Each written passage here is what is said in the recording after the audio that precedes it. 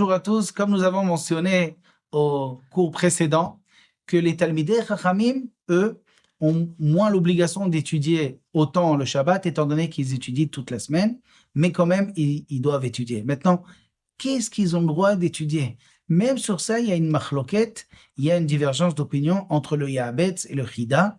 Le Yahabetz, Rabbi Yaakov ben Tzvi et le Chida, les deux étaient à peu près il y a 250 ans. Est-ce qu'un Talmid Chacham qui étudie a le droit d'étudier pendant Shabbat de la même manière qu'il étudie pendant la semaine? Pendant la semaine, il transpire dans son limoud. Il doit étudier d'une manière très approfondie.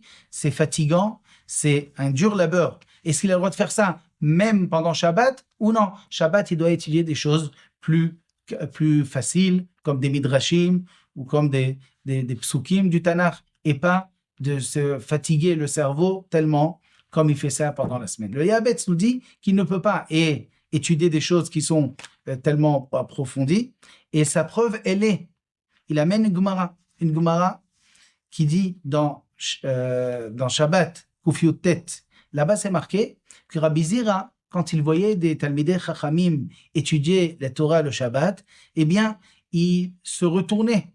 Il voulait même pas étudier avec eux. Il leur disait, s'il vous plaît, allez délecter le Shabbat et ne faites pas un chilul Shabbat en annulant votre ta'anoug.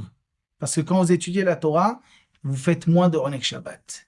Ça, c'est la preuve du Yahabetz. Le Chida, lui, nous dit que c'est pas une preuve, parce que quand Rabbi Zira leur a dit ça, il parlait des Talmidei Chachamim qui faisaient que ça pendant le Shabbat au lieu de faire onek Shabbat. Mais si le Talmid Chacham a fait ses 3 séoudot, il s'est reposé aussi un peu, il n'y a aucun problème qu'il puisse étudier comme il a envie, de ce qu'il a envie pendant le Shabbat.